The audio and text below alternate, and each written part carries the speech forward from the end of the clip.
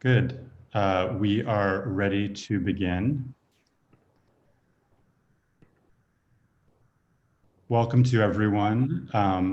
We ask that all attendees today remain muted throughout this 1-hour program. We're glad to have all of you here and the attendees trickling in.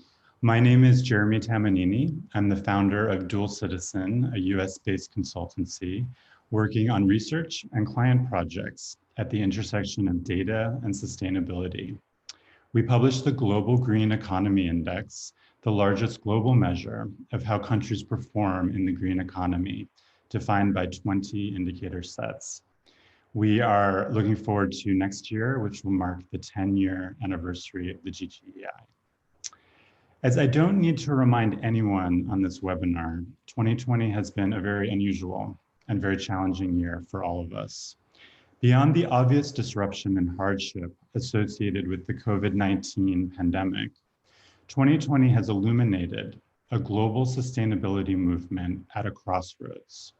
I use the word crossroads because our work is increasingly plagued by a paradox, namely the exciting innovation and advances occurring in all kinds of companies across all kinds of sectors, startups, finance, and the environmental space that sits alongside ever worsening global metrics linked to climate change and environmental degradation.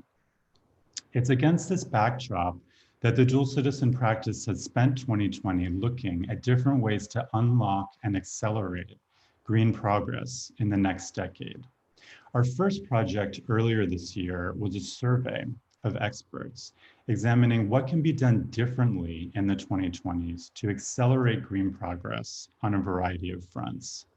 A key takeaway from that project was the belief among the experts that we polled that markets and grassroots mobilization were the two areas they believed had the greatest potential to unlock and accelerate this progress. The second effort was an update in the middle of this year on climate modeling we conducted with our strategic partner, Dr. Andrea Bassi, looking at where large economies stand in reaching emission reduction goals agreed to at the 2015 Paris Climate Conference. Our findings confirmed that, as many of us know, all of the 11 countries covered in our research will need to reduce the carbon intensity of their economies significantly to have any shot at reaching 2025 or 2030 emission reduction targets. We'll be posting links to the results from both of these efforts in the chat window later on in the program. Today, we are hosting this discussion and are really fortunate to have 4 diverse and fascinating voices representing their work at the intersection of artificial intelligence and sustainability. While our distinguished guests have a wide range of expertise on these topics, we have asked them to focus their comments today on how their work around AI and sustainability can accelerate green progress in this diverse but interconnected realms of cities, finance, and forest management. In a moment, I will pass the baton to Karuna Ramakrishnan, a strategic advisor to the Dual Citizen practice and the lead author of the insight we recently published, which is posted in the chat for attendees to access after the program. Then we will turn to Conor Riffle, Faiz Syed, and Nan Pond to introduce themselves, their work, and round out the discussion. Unfortunately, we will not have a lot of time in the 1-hour program for audience questions, but we do encourage you to submit them in the chat, and we will do our very best to integrate them to the program later on. And with that, I will pass things over to Karuna. Thank you for having me, Jeremy.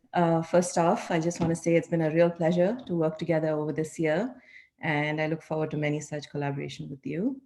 Now on to the question of this hour, which is, can machine learning accelerate a green breakthrough in this decade? And our research points to a firm yes. Let me quickly clarify what we're saying and recap the research a little bit. So we saw that machine learning and the green economy, they're a seamless fit, given that much of our outputs that we put out linked to the environment and climate change, they are in terms of data, they're in terms of indices, and written documents which can be easily tagged or extracted. This is important. Now, the time is also ripe for this because there's an increased availability of data itself, right? We have sensor data, imaging data, text data, and then we also have the computing power to train large models with lots of data. For example, we have cloud computing, which is on a variable cost basis.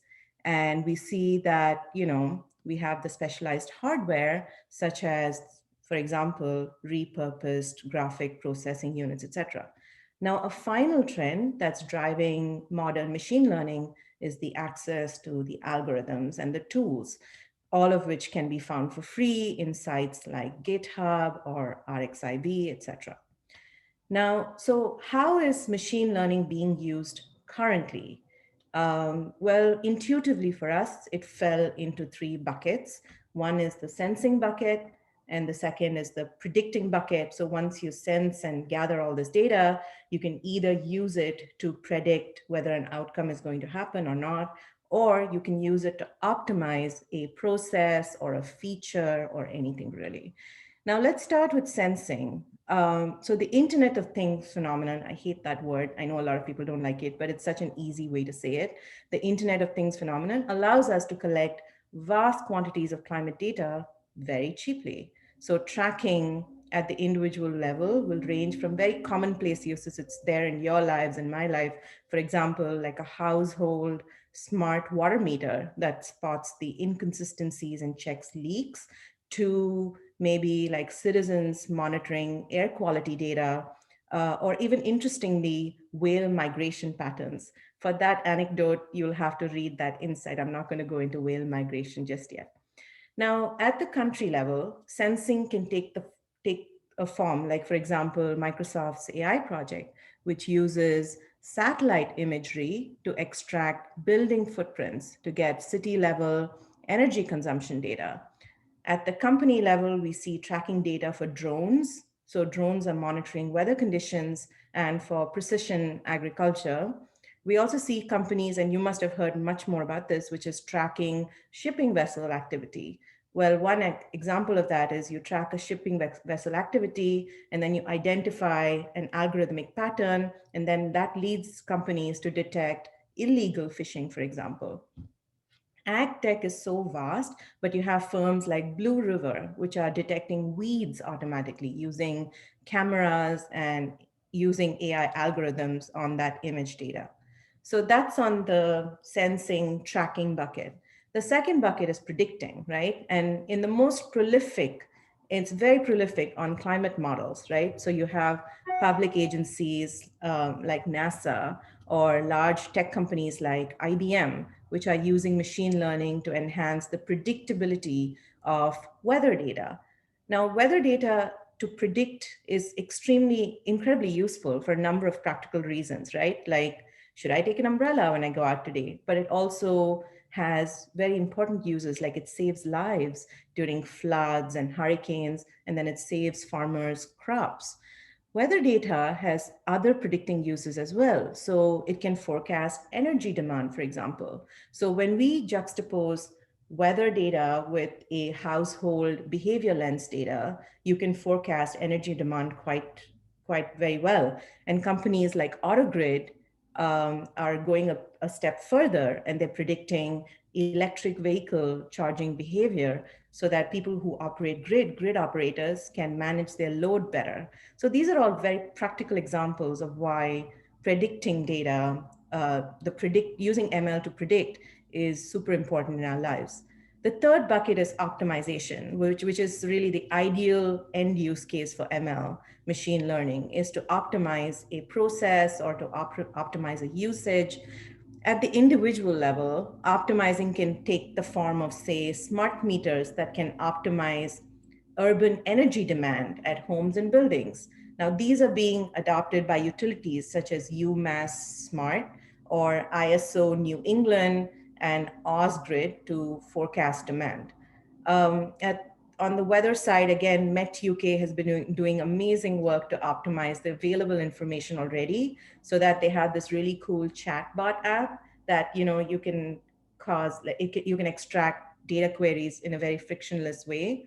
And energy consumption is just an area that's just ripe for automation. And, Connor can talk more about this, but smart buildings, for example, are being optimized to adjust heating and cooling according to the weather. So companies that are doing that, IBM is doing that, CleverAir.io is doing that. Another area that's rich for optimization is logistics, where you have process and route optimization, and then you can bundle shipments and save companies hundreds of dollars or even millions of dollars. We're not the only ones just saying this. Like, our research has been corroborating with the research that's out there on whether this machine learning trend will accelerate a green chain. Very recently, Nature magazine published an article, fantastic article. I encourage all of you to read it. It's called The Role of Artificial Intelligence in Achieving the Sustainable Development Goals, or the SDGs. For those not in the know, they are targets that the UN sets for countries to hit. And those targets include climate action, preserving life on water and land, affordable clean energy, clean water, etc. And each of these, goals are broken down into like sub-targets. So this overall, they found that AI can enable the accomplishment of nearly 90% across all of these goals. And then in the environment itself, they identified 25 specific targets for which AI can act as an enabler.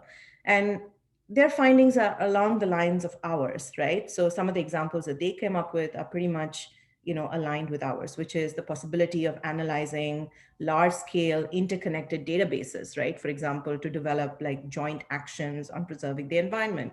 They found that AI advances can support understanding climate change better and then modeling out its possible impacts. For example, AI can also support low carbon energy systems by integrating renewable energy availability with energy efficiency.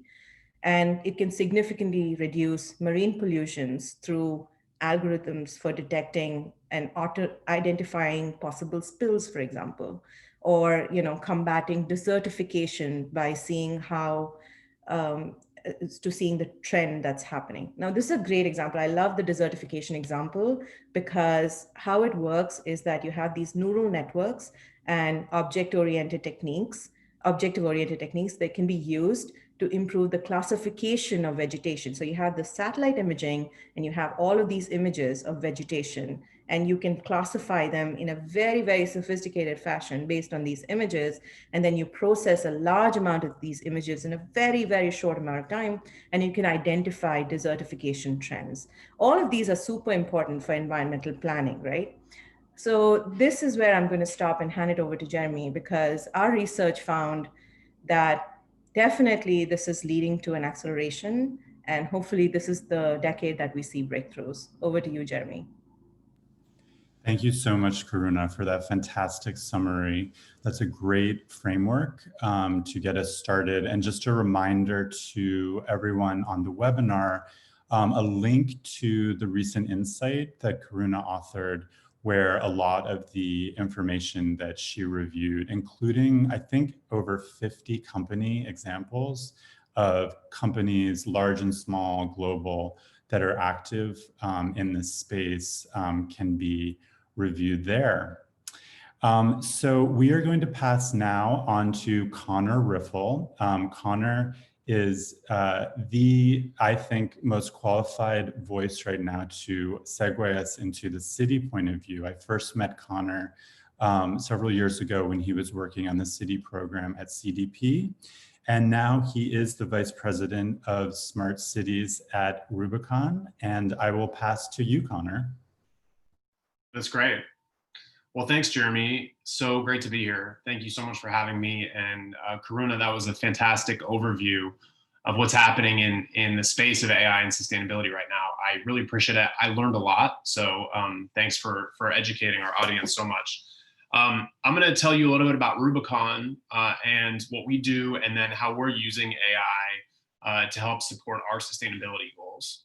And then talk a little bit about kind of what the future looks like for us.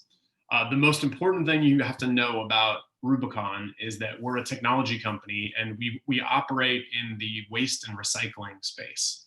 We're about 10 years old. We were founded in 2008 in Atlanta, And our main business is actually managing the waste and recycling portfolios for large Fortune 500 companies. So we've created a model that doesn't rely on landfills, and a model that doesn't rely on actually owning any garbage trucks to help manage and optimize the waste and recycling portfolio of these large companies. So we have many large companies that you know and probably use every day. For example, companies like Dollar General, Best Buy, Wegmans, and if you're in the Northeast of the US, they're a big grocery store chain. Lots of really fantastic, well-known companies that we represent all over the nation and actually around the world as well. And we help these companies to optimize their waste and recycling materials. We help them to figure out how they can save money by transitioning as much material away from landfill as possible and into recycling or into other reduction measures.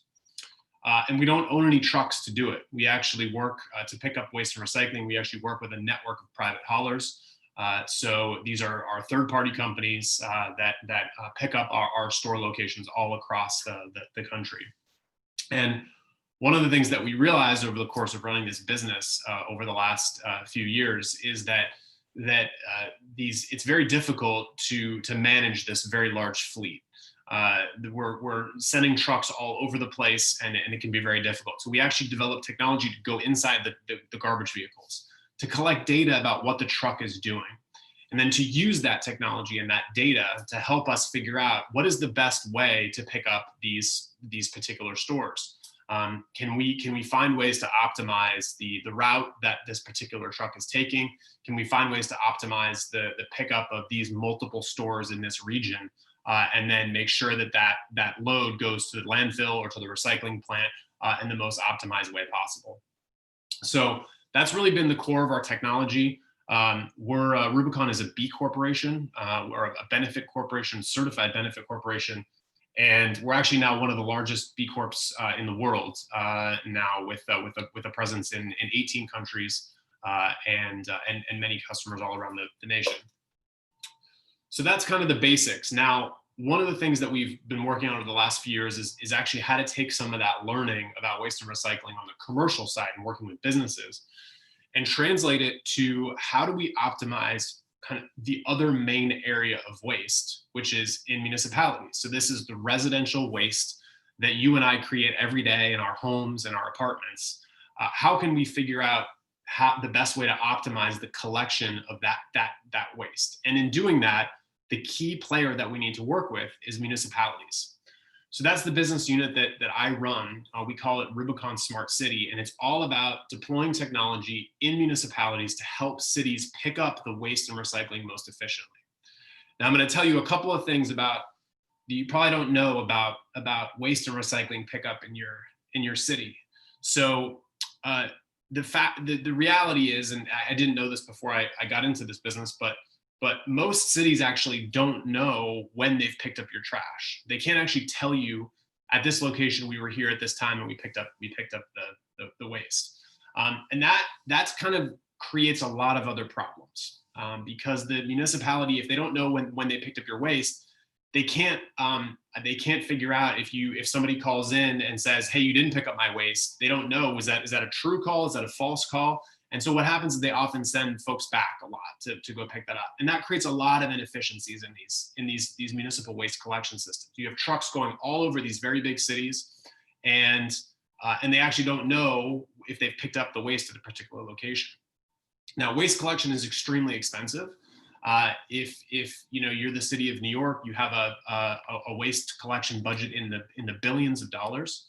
And it often, waste collection can be one of the top 5 costs that a municipality faces. So we're talking about a lot of money, a lot of taxpayer money, and it's really important to get the efficiency and the optimization of this collection correct so that the city can use as few resources as possible.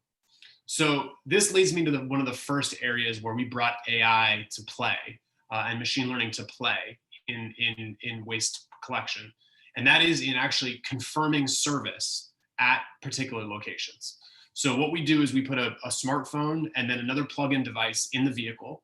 And then based on the readings from that technology, we actually use software and ML to tell us when that truck is picking up at a particular location. We use things like the location of the vehicle, the proximity to a particular address.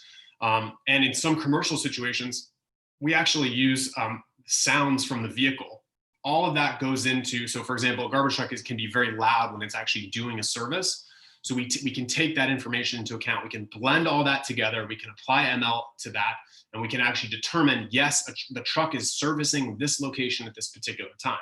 Now, this is very important because we use software and ML to do this, but the existing technology is actually a hardware-based technology, which is very unreliable. It's called RFID, and basically it involves putting readers on all the trucks and then a chip in all the bins. So it can be very expensive. So this is one of the first ways that we've applied software and ML to actually take a hardware solution and actually turn it into software. So this is a really good example of kind of software eating the world, that famous phrase, to show how we can actually deliver a superior service by just using software, just with a smartphone in the truck. So that's the core of our business. Once we have that data point about the trash getting picked up in that particular location, we can do all sorts of other things with that, because we know the truck was here at this time, we know the truck was here at this time, we know the truck was here at this time. We can take all that data in and we can create much more efficient, optimized routes for vehicles. We can then tell cities, you don't have to go and pick up this location because you were at that location. We also give drivers the ability to actually note if there's an issue at the curb, and then that data goes back to the dispatchers, and then they have that information if people call in. So there's a whole variety of things you can do to optimize the collection of these vehicles if you have that initial service verification data point. So that's the first area I want to talk about. Second area is actually a really interesting area about just the humble garbage truck. So it's a humble truck. You might not, you might pass these on a daily basis in your city and not really think anything of it. But the garbage truck is actually unique because it's the only vehicle in the city's fleet that goes up and down every single street in the city at least once a week. So actually, if we equip this truck with the right technology, we can actually use the garbage truck to do all sorts of other things while it's servicing that the city might be paying other folks to do by driving those roads themselves. So this is very interesting. We can actually equip the truck to, for example, detect potholes as it's going up and down the road. We can use computer vision and machine learning to actually identify things like graffiti or other infrastructure issues like the location of street signs, or the condition of street signs. There's really no limit to what we can do using computer vision on these vehicles because they're traversing every single street once a week. And the other thing that's good about garbage trucks is they do this on the same route. So they're going to run the same route every Tuesday. They're going to run that same route. And so you can start to build up this fantastic layer of information about your city that can enable you to do all these other things. Right now, cities, to detect potholes, cities are actually sending folks to drive up and down these streets every day. Well, you don't need to do that. And that's going to lead to savings in greenhouse gas emissions. It's going to lead to taxpayer money savings. It's going to create all sorts of other efficiencies for the city. So those are the two areas where we're deploying ML right now to great effect for municipalities. And then the future is actually, just to spend 10 seconds on that, once we have all these data points and we're collecting all this, we can actually optimize the whole system of a city's waste collection operations. So we can start to look at the optimization of this system, which is exactly, Karuna, what you talked about in terms of like the ultimate, the kind of the best deployment of AI. Once we collect all these data points and we build up this layer, then we can start to make real major decisions that can save taxpayers a lot of money in municipal waste collection. So I hope I've given you a good sense of how municipal waste collection isn't boring. It's actually really exciting. And there's so many opportunities for AI and ML to create more sustainable cities using waste collection. So I'll stop there. I hope it was useful and look forward to discussing more. Thank you, Connor. Those were fascinating observations. Very appropriately, the waste collection truck in my neighborhood came by right in the middle of your comments. So it's all being coordinated, I'm sure, through an algorithm at Rubicon. Excellent. Let's move on. We're going to switch gears a little bit here to Faiz Syed. This is getting into the space of ESG and finance. And gosh, I don't know if there's any space in the broader green economy where I've heard more in the past 5 years about AI and sustainability and ESG and all of these acronyms that we tend to use. Faiz is business and operations leader at Aquantix AI. And Faiz, I will pass the floor to you. Absolutely. Well, thank you very much, Jeremy and Karuna. Firstly, I'd just like to take a moment to thank you all for having me on this panel today. This is the first time actually I'm a panelist, so it's already been really, really insightful with what you guys have said. And I look forward to finding out sort of more interesting applications of AI as well. With that, let me just introduce myself a little bit and what Aquantix AI does before moving on to tackling sort of what ESG and the problem we're facing over there. So my name is Faiz Syed. I'm currently studying at McGill University. And hopefully, if everything goes well, I shall be graduating in the coming summer. I am undertaking an honors in economics and mathematics, two subjects that I not only am passionate about, but they also interlink with the field of risk analysis really well, especially when it comes to training AI models and looking over the statistics behind them as well. About 8 months ago, I joined as a business operations manager at Aquantix AI. And since then, I've been wearing sort of different caps in marketing and sales, recruiting, client management, you name it. So I've had some great exposure to the current market for ESG, and I'll be going over that very shortly. Now, Aquantix AI is a tech-based company based out of Montreal that enables financial institutions to integrate ESG and climate risks in specific into their decision-making and their disclosure processes. Our software is able to provide risk assessments on their exposure to ESG across, all their assets in dollar terms, which we don't know anyone else in the market that is able to do that at the moment. So we're really, really proud of that. We also provide a stress testing tool, which is where really the AI comes into the picture. So, a financial institution would be able to test sort of different scenarios from pessimistic to optimistic as per the IPCC framework, which I guess I'll talk about a little bit as well. And really as a whole, to be able to do sort of the data analysis that we do, we have to use advanced AI and machine learning models, as well as custom algorithms that we made in-house to sort of keep our uncertainties at the bare minimum, to make sure that our accuracy is the highest possible, and to consistently make sure that our data is up to date with the recent information that's available. So yeah, that's just a brief introduction. Now, the main question at hand is how can AI accelerate sort of ESG integration for finance, right?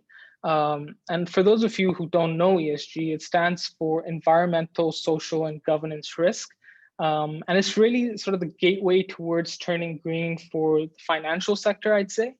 And it really, overlaps a lot with what Karuna mentioned in her introductory sort of speech and overview. So I think it might be useful to sort of unpack the question first. So what are the problems that we are currently seeing with ESG, right? So, for instance, why aren't we seeing the uptake that we would like to see? And then I'll sort of explain how AI can, be extremely beneficial from that perspective. So ESG is really a hot topic right now for institutional investors. There's currently over about $30 trillion invested in funds that are in some way or another associated with ESG. But I'd say it's a market that's really struggling to find itself right now for a lot of asset managers out there. And, I've spoken with them over the past year or so. A lot of these asset managers are using ESG as more of a marketing gimmick and using it for client satisfaction instead of actually using it to measure the potential risks that these funds and these investments may have. Alongside that, there are loads of ESG providers at the moment out there today, and that's why you've probably heard a lot about it recently. But the problem is that these ESG providers aren't really producing anything that's concrete, and no information that they provide really gives you actionable results. They simply sort of put you on a spectrum from which it's very tough for investors to pull out anything quantitative or usable from that. And what they do is they kind of base it on blind trust on what for instance, a bank has been reporting in their sustainability reports or their annual reports. And it has very little in general to do with physical risks or returns that companies may or may not be facing. And really now what happens is that instead, what they should be doing is they should be identifying the sources of the risk instead of just using the reports that they're disclosing. So, for instance, utilizing that drone imagery or that satellite imagery and a variety of different indicators and sensors and other methods as well to capture information and aggregate it to get a much better perspective of a portfolio's ESG risk. And that is the kind of approach that we're using at Aquantix. So having spoken to multiple institutional investors out there within Canada and globally as well, we realized that not being able to get actionable results is a very popular reason why institutional investors aren't deep diving into the field of ESG at the moment. And of course, the quantitative results that they're looking for are extremely tough to derive. Because now let's say they go ahead and they begin identifying the sources of the risks instead and utilizing all this satellite imagery. After a while, they're going to be like, damn, we have so much data on our hands, but we have no idea what to do with it. And from there on, it just becomes a big data problem. How do we make use of these millions of data points and data sets that are being updated daily, weekly, monthly, whatever? And how can we extract meaningful trends that can help in the financial sector? Well, as you would have guessed by now, we have to begin using AI, and that's how AI is really going to help accelerate the adaptation of ESG in the financial sector. Now, there are many benefits of AI in this field, in the next 2 to 3 years that will help in the integration of ESG within finance. And essentially, they can be broken down into the following sort of 3 points. One, it can help with granularity and the ability to process terabytes of data at a time. 2 is up-to-date risk analysis, because there's no point in acting upon risks that have already passed.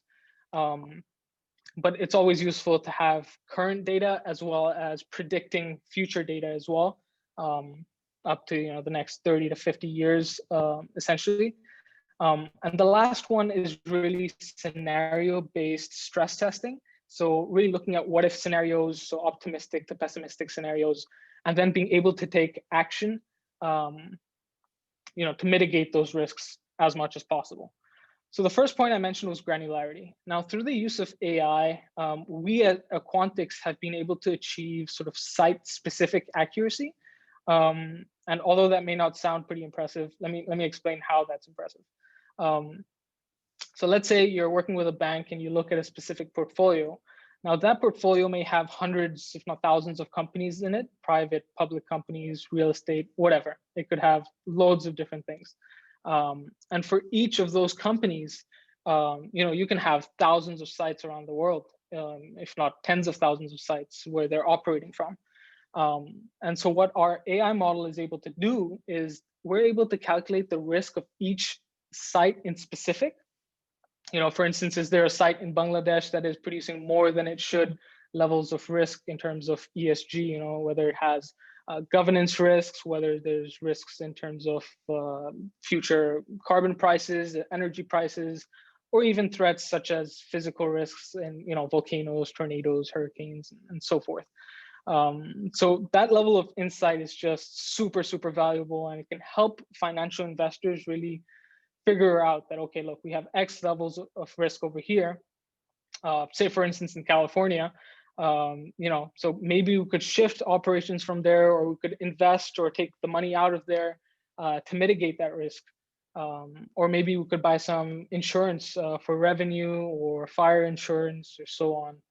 I'm saying fire insurance because the recent California fires were just drastic. My second point is sort of, up-to-date risk analysis. And I sort of briefly mentioned why it's super important. But for instance, at Aquantix, we receive sort of millions of data points related to ESG risks daily. And what we've been able to do is train our AI models to really form accurate trends and insights from these data sets almost instantaneously. For instance, if we're looking at transition risks, is there going to be a change in carbon prices or electricity prices now that, for instance, Biden is in office? And if so, would that have an impact on potential returns I may see in the next 1 year, in the next 5 years, in the next 30 years? And if so, what should I do about that? So again, that could potentially influence a financial investor to make one decision or the other. Lastly, the third point that I mentioned was scenario-based stress testing. So looking at different cases and evaluating, creating sort of an appetite towards that. So for instance, you may have, increasing, because of increasing regulatory pressures, this is currently already being done. However, there's stress testing capabilities currently that banks are able to achieve are quite limited at the moment. Thus, as a whole, AI can be used to analyze the potential impacts of ESG risks on portfolios and investments. And of course, as Karuna mentioned, I believe that really AI is going to be used in the next sort of 5 to 10 years to increase the sensing part of it, the sensing bucket, the predicting bucket, and lastly, of course, the optimizing bucket as well. So to wrap it up, in our perspective, ESG risk is one that should be considered and quantified the same as other financial risks. Analysts currently are able to quantify, forecast, and monitor really, really well sort of macroeconomic risks. You have your interest rates, your currencies, accounting, M&A, profits, you name it, right? But unfortunately, say when it comes to evaluating a public or private company on its ESG metrics, well, that's just extremely, extremely difficult, which pretty much no analyst is able to do with decent accuracy. And then to stress test and do scenario-based stress testing as well is just there's no shot.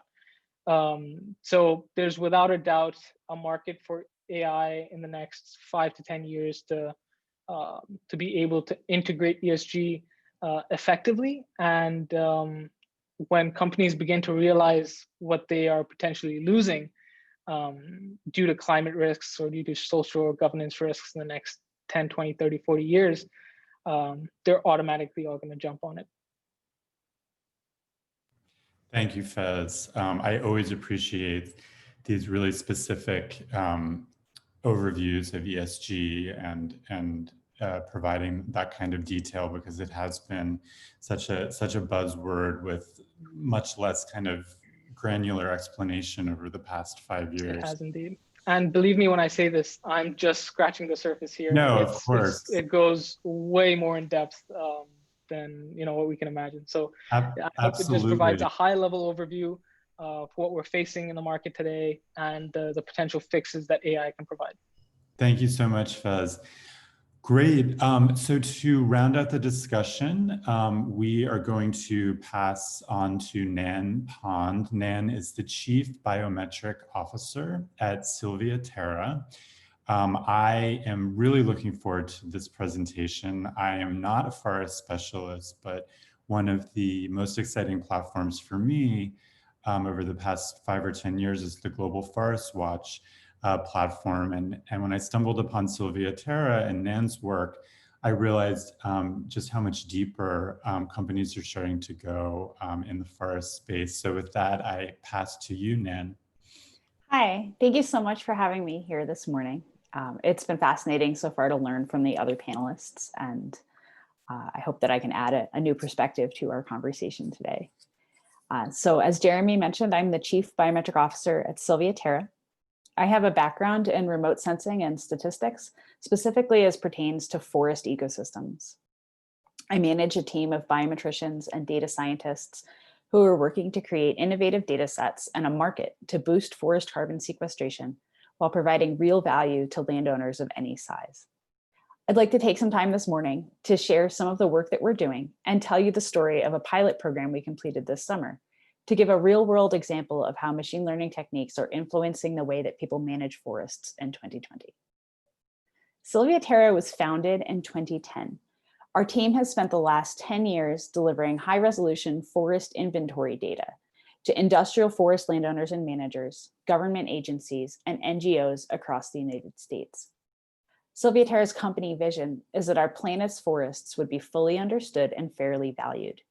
And we bring the skills and strengths of our team to tackle this challenge: forest biometrics, forest ecology, data science, remote sensing, and computer science. After years of working with industrial forest landowners across the US, in 2018, we set out to build the first version of our basemap dataset. This was done with support from Microsoft's AI for Earth program. The first iteration of basemap was dated to the fall of 2018. And each year we have updated it using current remote sensing data and newly available field measurements. The third annual update of this data set is underway, which is the 2020 basemap. Our basemap data set is an estimate of the numbers, sizes, and species of trees on every forested acre in the continental United States. We're working to expand the data set outside the US in the coming year. When I think about accelerating a green breakthrough, our team is excited to be at the forefront of producing useful, available data for forest conservation, management, and planning. One key aspect of our data set is that it's updated annually. As a commercial company, we've been able to commit to producing this, to improving it over time, and to moving quickly to meet needs as we talk to people about how they're able to use our data. So how did we make basemap? Our computation framework is a combination of machine learning and AI approaches that synthesize large amounts of data and robust, old school statistical processes and models. We aim to combine the best of both of these worlds using rigorous traditional statistical approaches in conjunction with AI and machine learning techniques. The inputs to basemap include remotely sensed inventory or remotely sensed imagery, so pictures that are taken by satellites, other information we know about the ground, so the elevation and the slope, that kind of information, as well as measurements that are made in the woods. What comes out is a complete picture of what the forests of the United States look like, a wall-to-wall coverage of what's out there. Basemap is a measurement, and as Jeremy alluded to earlier, measurements make markets, and that's one of the key tenets of the work that we're doing at SilviaTerra. What we were able to do to generate the basemap data set is a starting point. We all know that forests contain an enormous wealth of resources, natural capital, and annually provide hundreds of billions of dollars of ecosystem services. And yet we do a terrible job of measuring and paying for those values, except for timber. Timber is easy. You cut a tree down, you drive it to a mill, and then you can weigh it, and people get paid for that. But other types of resources that we get from forests, from carbon sequestration, wildlife habitat, those things happen out in the woods, where historically it's been cost prohibitive to measure and pay for that value. And this is the problem we've solved at SilviaTerra. We use machine learning and cloud computing to transform that raw satellite data into quantified and actionable information. We're applying this to accelerate and democratize access to forest carbon markets to affect real change on the landscape. So the basemap data set underpins the natural capital exchange. This is a marketplace that allows individuals, governments, and corporations to purchase carbon credits that represent 1 year of change on the landscape, paying forest landowners to grow their trees for 1 more year. Using machine learning techniques, we can track what happens over the course of a year and make payments to individuals and landowners who actually changed their behavior, growing trees that they might otherwise have cut down. We moved quickly from this idea to actually seeing impact on the ground. And I'm going to spend a little bit of time sharing that story. This past summer, we completed a pilot of our NCAPX program in Western Pennsylvania. This was done in partnership with Microsoft.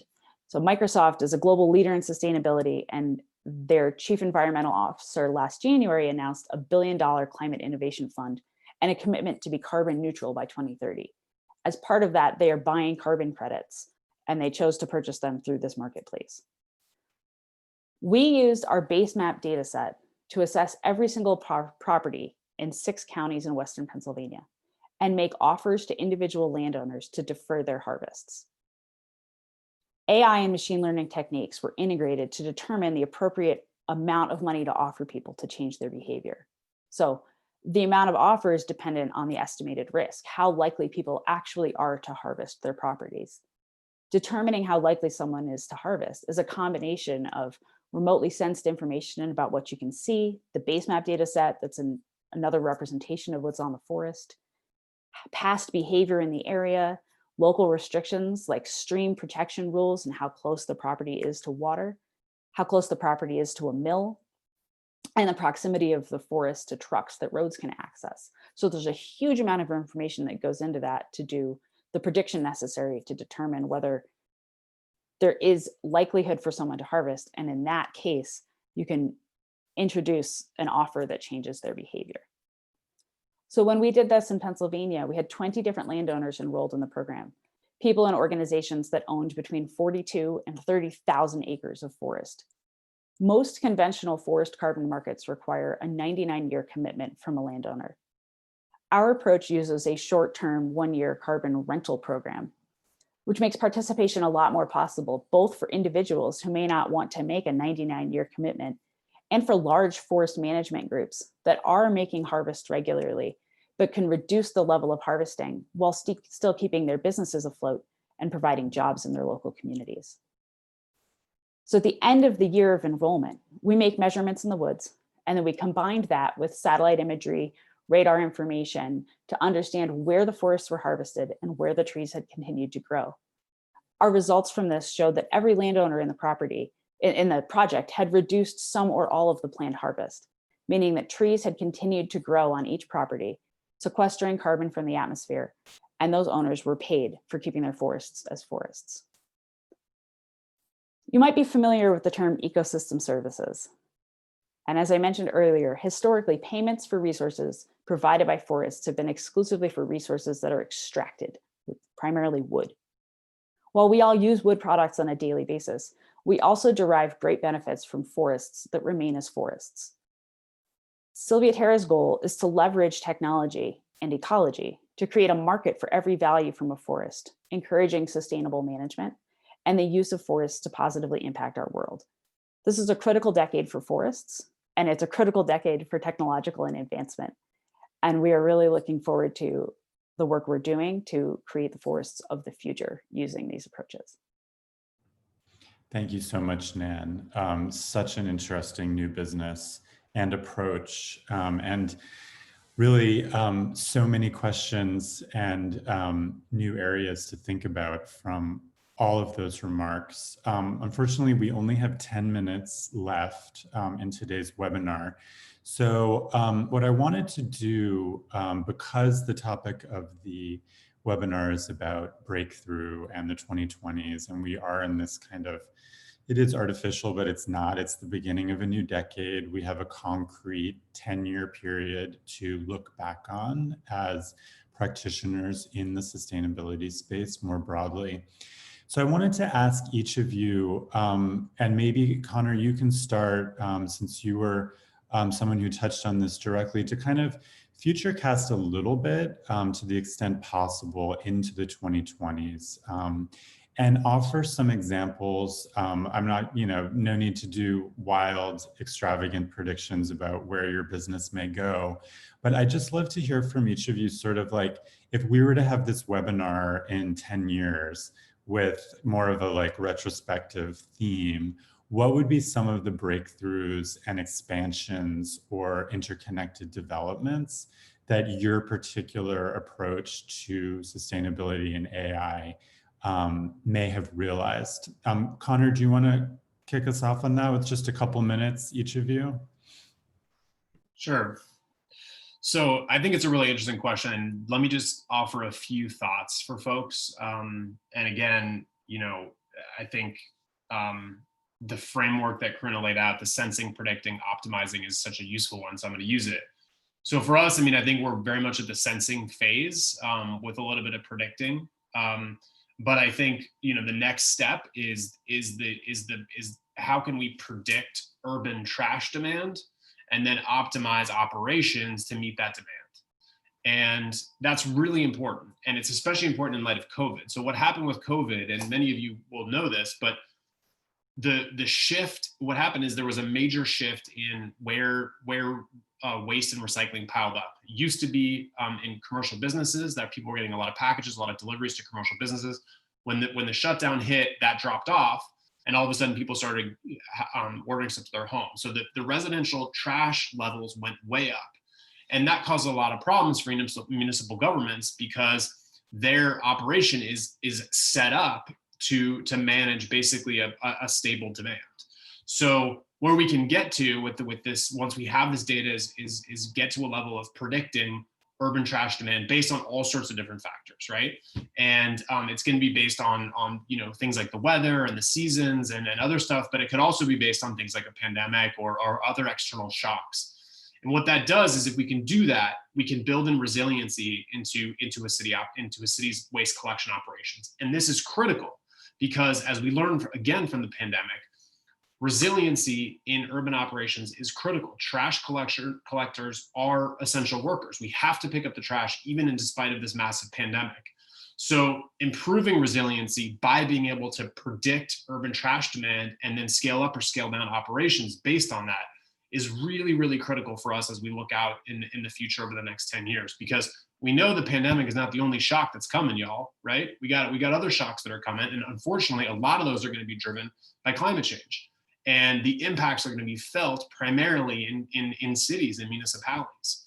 So we have a connection here between kind of where we need to go with AI and where we need to go with these operations. And it's essential for making sure that our cities are resilient enough to be able to handle what comes in the future. And AI enables that. Yeah, I can absolutely see those connections. And the COVID example is fascinating with the redistribution of waste. Faiz, what do you think in this sort of amorphous ESG universe? I mean, can you give a concrete kind of vision of how AI might, really, how a lot of the issues you brought up could be really different 10 years from now? Absolutely. Well, think about it currently. Currently, sort of, unfortunately, the corporate world is not impacted by emotions or impacted by habitats or by the ecosystem or the world in general. They care about one thing and one thing only, and that's, Uncle Sam, money. And until ESG, and that was until sort of ESG and sort of regulatory frameworks such as TCFD, PRI, which stands for Principles for Responsible Investing, and you have the carbon disclosure projects. Until they came about, no one cared.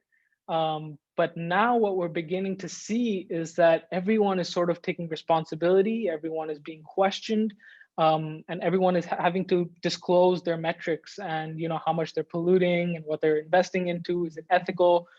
So in the next sort of 10, 20, 30 years, you mentioned 10 years, we're going to see a lot more green funds out there for investors to put money in. We're going to see a lot more responsible investing, and we're going to see that corporations and large companies are going to take responsibility as well.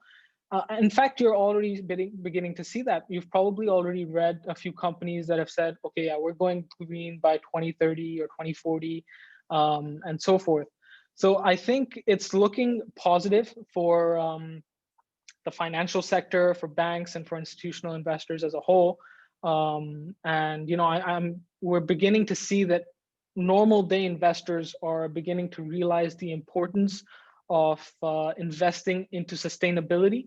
And as a matter of fact, that in the past sort of 5 years, the returns on those sustainability funds and those investments have actually been much higher than those in say, the S&P 500 and so forth. So it's definitely, in my opinion, gonna be increasing from here on out. And there's a lot of regulatory pressure and pressure from governments to do this as well. So yeah, that's just my take on it. Yeah, no, it'll be interesting. There are these disjointed tentacles to the finance space as they intersect with sustainability, and if somehow they can coalesce with a lot of the technology overlay, I think there could be explosive progress. Nan, lastly to you, what really struck me about your comments and SilviaTerra is sort of, I used the word granular. You talked about like the past, which is more just looking at extraction from forests, and how your approach goes so much deeper to the services that forests provide. What's kind of your vision when you look at both your business, but also the space in the next 10 years and where things might go? Yeah, thanks. So certainly what SilviaTerra is trying to do is take the marketplace that we've piloted and really push that out in every direction. So that will be open for enrollment and for landowners across the US South in the next few weeks.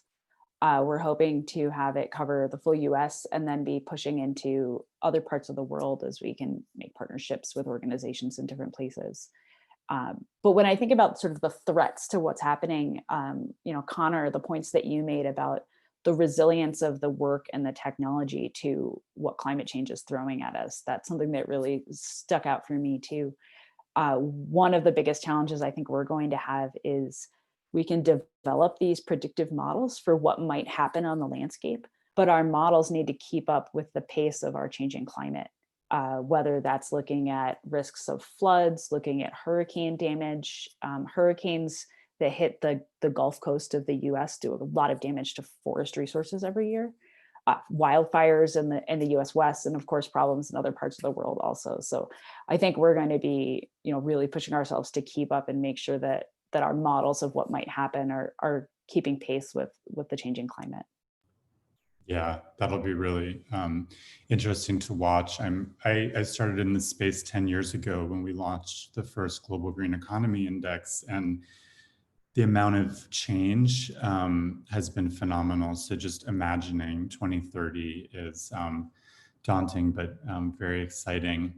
Well, that was fascinating. I could go on for another hour on all of these topics. Such a thank you to our 4 panelists who gave us, I think, a really well-rounded and diverse viewpoint on this topic. We're going to finish out now, and I'm going to end the recording, but I will be packaging this recording through our YouTube and social media channels in the next few days. So we really want to get a lot of this content and get this discussion out there, because this is such a vital area for the next 10 years in accelerating progress in a pivotal area of our global economy. So I thank everyone again for coming. I thank our fantastic 4 panelists, and we will be continuing this discussion in 2021. Many thanks again to everyone. Thank you. See you around.